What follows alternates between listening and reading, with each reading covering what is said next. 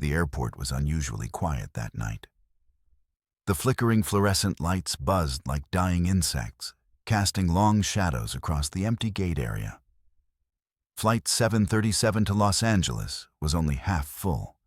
The passengers scattered like forgotten chess pieces across the waiting area. I should have noticed the signs. The way the ticket agent's smile didn't reach her eyes. How the security scanners hummed a little too loudly, the faint, metallic scent in the air that made my tongue feel heavy. Boarding passed without incident. But as I stepped through the cabin door, a wave of nausea hit me. The plane's interior looked normal at first glance. Blue seats, cramped aisles, the faint smell of disinfectant.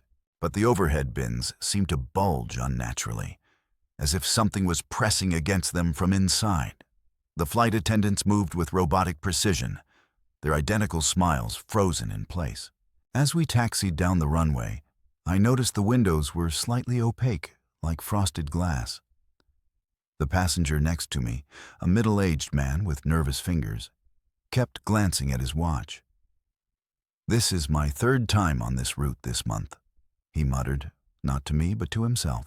The takeoff was smooth, but when we reached cruising altitude, the captain's voice came through distorted. "Ladies and gentlemen, we're experiencing minor technical difficulties.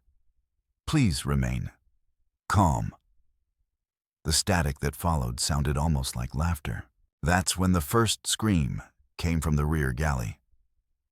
Not the sharp cry of surprise, but the guttural, wet shriek of someone seeing something impossible. 2 flight attendants rushed back, but only one returned, her uniform sleeve torn, her face white.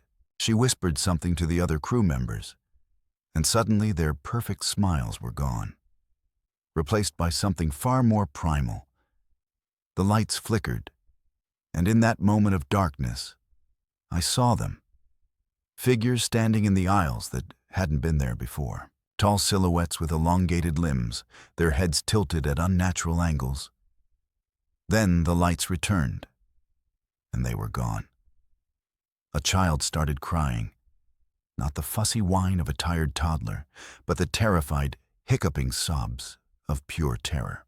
His mother clutched him close, but her hands were shaking too badly to comfort him. "The man," the boy whispered. "The man with no face keeps smiling at me." The businessman across the aisle stood up abruptly. "This is ridiculous. I'm going to talk to the captain myself." He marched toward the front, pushing past the now catatonic flight attendants. We heard his fist pounding on the cockpit door. Then silence. Then 3 slow knocks from the other side, too heavy to be human. When he returned to his seat, he was different. His tie was crooked, his hair disheveled. "Everything's fine," he said. But his voice was wrong, deeper with a wet, gurgling quality. "We'll be landing right on schedule." He kept repeating it, his jaw moving mechanically, while dark fluid dripped from his left ear. The intercom crackled to life again. "Would the passenger in 14B please press their call button?" No one moved. There was no 14B. The rows skipped from 12 to 16. That's when the first passenger disappeared. A young woman near the wing exit simply wasn't there anymore. Her purse remained on her seat, her phone still playing a muted sitcom laugh track. The man next to her didn't even seem to notice, just calmly moved her things aside and continued reading his newspaper.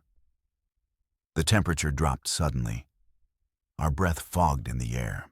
The walls began to sweat a thick, dark liquid that smelled like copper and spoiled meat. The little boy started screaming again, pointing at the ceiling where the plastic panels were bulging downward, stretching like skin about to rupture.